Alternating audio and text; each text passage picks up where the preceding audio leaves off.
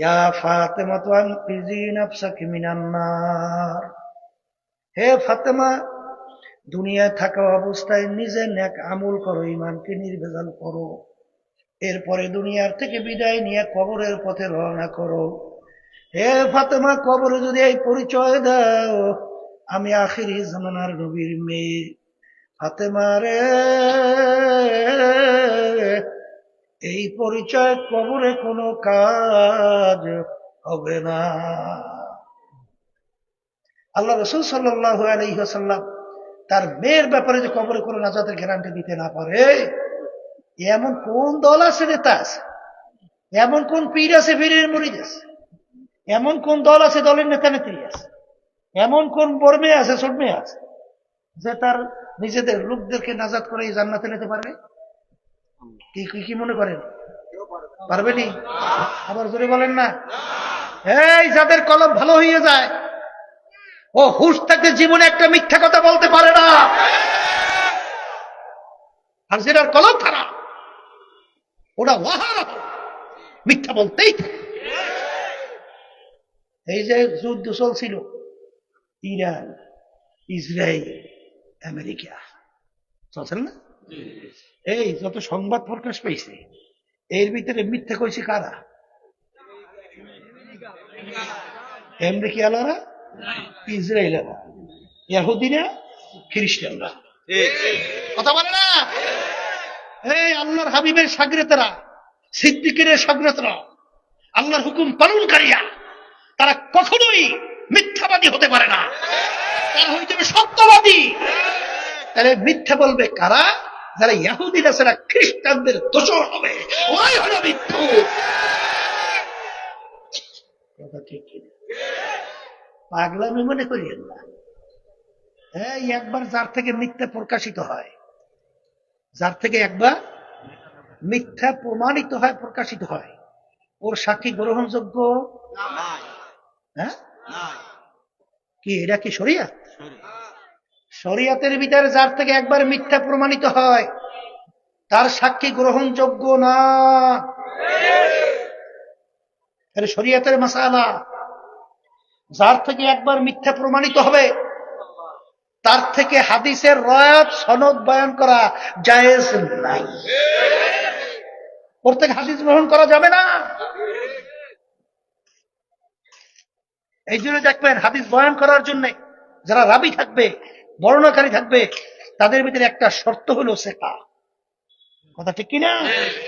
এই জন্য দেখবেন তাদের ভিতরে একটা গুণ থাকা লাগবে, আদালত, ন্যায় পরায়ণতা। কথা ঠিক নেবে ঠিক। এই জন্য আমার বাজানদেরকে বলবো, পর্দারে মামুনদেরকে বলবো, খবরদার, আল্লাহ কিন্তু মিথ্যাবাদীদের সাথে থাকতে বলে নাই। বলছে বলছে বলছে বলছে আর সিদ্দিকীনদের সাথীরাও কিন্তু মিথ্যাবাদী হইতে পারবে না, আল্লাহর হাবিবের উম্মতরাও মিথ্যাবাদী হইতে পারবে না। কথা ঠিক না? তাহলে যাদের কলম ভালো, আল্লাহর ফজল করমে, তারা মিথ্যা বলতে পারবে না।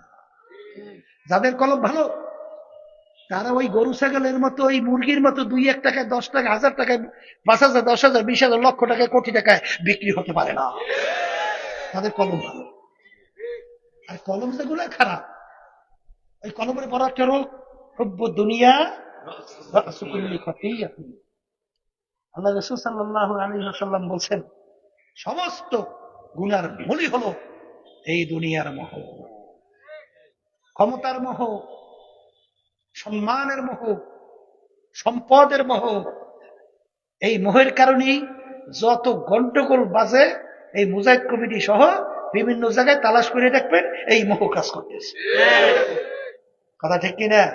কিন্তু আল্লাহ রাব্বুল আলামিন তার রাসূলকে বলতে পারেন, হে রাসূল, আপনি বলে দেন, কুল ইন্না সালাতি ওয়া নুসুকি ওয়া মাহইয়ায়া ওয়া মামাতি লিল্লাহি রাব্বিল আলামিন।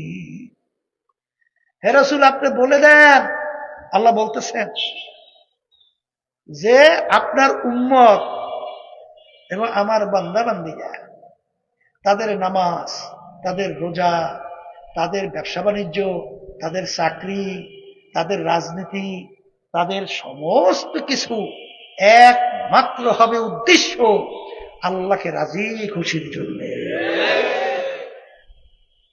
কথা ঠিক কিনা? এই জন্য কলম ভালো করা লাগবে। আর এই কলম ভালো করার জন্যই এই যে চরমরাই তরিকা পীর মুরিদ, আর এই কলম ভালো করার জন্য ঔষধ খাওয়া লাগবে। আর এই তরিকার 5 ঔষধ এখন তো অনেক পুরান মুজাহিদরা ছাইরে গেছে, আছে না? ওই যারাই ঠিক মতো ঔষধ পালন করে না ওদের ভিতরে ভেজাল ঢোকে। আমি যতটুকু দেখছি, তথ্য নিচ্ছি, পাইছি, কথা ঠিক না? এই রোগ ভালো করার জন্যই তরিকার ঔষধ বাজার। কষ্ট যত হোক এই ঔষধ ছাইরেন না, এই ঔষধ ঠিক মতো পালন করেন। কারণ আমাদের উদ্দেশ্যকে কালবে সালিম নিয়ে আল্লাহর কাছে যাওয়া লাগবে। এছাড়া পরিত্রাণ পাওয়া যাবে না, এছাড়া জান্নাতে যাওয়া যায় না। আল্লাহ রাব্বুল আলামিন কোরআনুল কারীমের ভিতরে অসংখ্য জায়গায় আল্লাহ রাব্বুল আলামিন বলছেন যে ইল্লা মান আতাল্লাহা বিকলবিন সালিম, পরিচ্ছন্ন স্বচ্ছ কলব ছাড়া আমার পবিত্র জায়গা বেহেশতে জায়গা হবে না। এই জন্য আমার বাজানদেরকে বলবো, পর্দালে মা বোনদেরকে বলবো, যেই কথা বলতে চাইছিলাম যে আমাদের দাম বাড়ে কমে কির উপরে ভিত্তি করিয়া? বলেন, কলবের উপরে ভিত্তি করিয়া। বলেন বলেন বলেন। তার বাস্তবতা উদাহরণ বেশি, আর দেব কি? এই একটা উদাহরণ দিয়া অন্যদিকে যাই। বেলাল হাবশী রাদিয়াল্লাহু তাআলা আনহুর নাম শুনছেন? হ্যাঁ, দুনিয়া চলার জন্য কোনো গুণ কিন্তু তার নাই। বলে তাকে বংশের দিক থেকে নিচু, হাফস বংশের লোক ছিল, আছে না বংশ নিচু? ওদিকে আবার চেহারা শরীর কালো, কালো মানুষ দেখছেন কি ডকপত আছে? ওই কালো চেহারা। ওদিকে আবার তার আব্বাই ছিল গোলাম, তিনিও গোলাম। তাই গোলামের ছেলে গোলামের মূল্যটা কি আছে? মূল্য? ওদিকে আবার শিক্ষার দিক থেকে বকালাম, শিক্ষা বলতে 10 টাকা তো জানতো না। ওদিকে আবার পয়সা টাকার দিক থেকে নিচ্ছ, কোন টাকার মালিকই নেই। কারণ গোলামের ছেলে গোলাম, টাকা পাইবে কোথায়? কথা ঠিক কিনা? ওদিকে আবার জবানটাও তোতলা। দুনিয়া চলার জন্য গুণ আছে কি? কথা কয় না। কিন্তু আল্লাহ এবং আল্লাহ রসুলের কাছে তার সম্মান কত! আল্লাহ রসুল সাল্লাল্লাহু আলাইহি ওয়াসাল্লাম সবাই মেয়েরাজে গেছিল জিবরাইল আলাইহিস সালাতু ওয়াস সালামের সঙ্গে। বেহেশতের ভিতরে খরমের আওয়াজ পাওয়া যায়। ভাই জিবরাইল কিসের খরমের আওয়াজ? আল্লাহ রসুল সাল্লাল্লাহু আলাইহি ওয়াসাল্লাম, আপনার বেলালের খরমের আওয়াজ পাওয়া যায়। বেহেশতের ভিতরে আল্লাহর হাবিবের আগে কেউ ঢুকতে পারবে না। যেই বাহনের উপরে আল্লাহর হাবিব বসা অবস্থায় বেহেশতে ঢুকবেন, সেই বাহনের রশিটা ধরা থাকবে কার হাতে? বেলাল হাবশী রাদিয়াল্লাহু তাআলা আনহু। কথা ঠিক কিনা? আল্লাহর হাবিবের মসজিদের মুয়াজ্জিন নিযুক্ত আল্লাহর হাবিব করছিলেন। সাহাবায়ে কেরামের সিদ্ধান্ত অনুযায়ী আল্লাহর হাবিব যখন বলে বেলাল ফজরের আজান নতুন মুয়াজ্জিন দিবে, নতুন মুয়াজ্জিন আজান দেয়, সাহাবায়ে কেরাম মসজিদে আসলো। আল্লাহর হাবিব মেম্বারের ভিতরে বসা। সময়ের পর সময় যায়, অন্ধকার পরিষ্কার হয় না। জিবরাইল আলাইহিস সালাতু ওয়াস সালাম হাজির। আল্লাহ হাবিব বলেন, ভাই জিবরাইল, অন্ধকার কেন পরিষ্কার হয় না? জিবরাইল আলাইহিস সালাতু ওয়াস সালাম বলেন, হে আল্লাহর রাসূল, আজকে আপনার মসজিদের মধ্যে কেন ফজরের আজান হয় না? আল্লাহু আকবার। আল্লাহ নবী সাল্লাল্লাহু আলাইহি ওয়াসাল্লাম বলেন, ভাই জিবরাইল, আপনি কি বলছেন? ফজরের আজান তো অন্যান্য দিনের চেয়ে আরো ভালোভাবে আজকে হয়েছে। বলে, আল্লাহর রাসূল, প্রতিদিন আপনার এই মসজিদের আজান আমার মালিকের আরশ থেকে শোনা যায়, কিন্তু আজকে আপনার এই মসজিদের আজান মাওলার আরশে পৌঁছে নাই। তাড়াতাড়ি বেলালকে নিয়ে এসে আজান দেওয়ান। বেলাল আজান না দিলে অন্ধকার পরিষ্কার হবে না। কি বুঝেন? হ্যাঁ, তাহলে বুঝা গেল এই সম্মান বাড়ে কিসের উপরে ভিত্তি কইরা? বলেন বলেন বলেন। সাহাবাই কেরাম মসজিদের ভিতরে আল্লাহর হাবিব সহ বসা।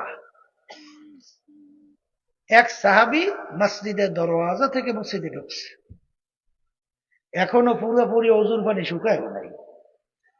আল্লাহ নবী সাল্লাল্লাহু আলাইহি ওয়াসাল্লাম তাকে ইঙ্গিত করে বলতেছেন সাহাবাই কেরামদেরকে লক্ষ্য করে, এই তোমরা যদি বেহেশতে লোক দেখতে চাও, তাকে ইঙ্গিত করে বলতেছেন তাকে দেখে নাও। পরদিন আবার একই কথা আল্লাহ নবী সাল্লাল্লাহু আলাইহি ওয়াসাল্লাম বলতেছেন বেহেশতে লোক দেখতে চাইলে দেখে নাও, দেখে ওই একই ব্যক্তি। তৃতীয় দিন আল্লাহ নবী বলতেছেন বেহেশতে লোক দেখতে চাইলে দেখে নাও, দেখে একই ব্যক্তি। সাহাবায়ে কেরাম আশ্চর্য হয়ে গেল, আল্লাহ নবী যাকে বেহেশতে লোক বলছেন, এই বেহেশতে কোনো সন্দেহ আছে? তাহলে ঈমান থাকবে? আচ্ছা থাকবে। তাইলে এখন চিন্তা করছে সাহাবায়ে কেরাম এ কি আমল করে যে আমলের কারণে বেহেশতে সুসংবাদ বারবার পাইতেছে। একজন যাই তার বাড়িতে মেহমান হয়েছে, দেখতেছে এই সুফি চাপি রাত্রে কি আমল করে। দেখে আল্লাহর বান্দা এশার নামাজ আদায় করিয়া খানা দানা খাইছে বা আগে পরে খাইছে, খাওয়ার পরে বিসমিল্লাহ আল্লাহুম্মা বিইসমিকা আমুতু ওয়া আহইয়া, কি দোয়া পড়ছে? ঘুমের দোয়া পড়ছে। ওই আস্তের উপরে ঘুম। আবার যখন সুবহ সাদেক হয়েছে, আল্লাহর মধ্যে দোয়া বলি আলহামদুলিল্লাহিল্লাযী আহইয়ানা বা'দা মা আমাতানা ওয়া ইলাইহিন নুশুর। ওইটা ওযু টুজু সাইরা এই জামাতে মসজিদে নামাজ পড়ছে। এরপরে ধরেন অন্য অন্য হালাল রিজিক কামাই এই জন্য কাজ করেছে।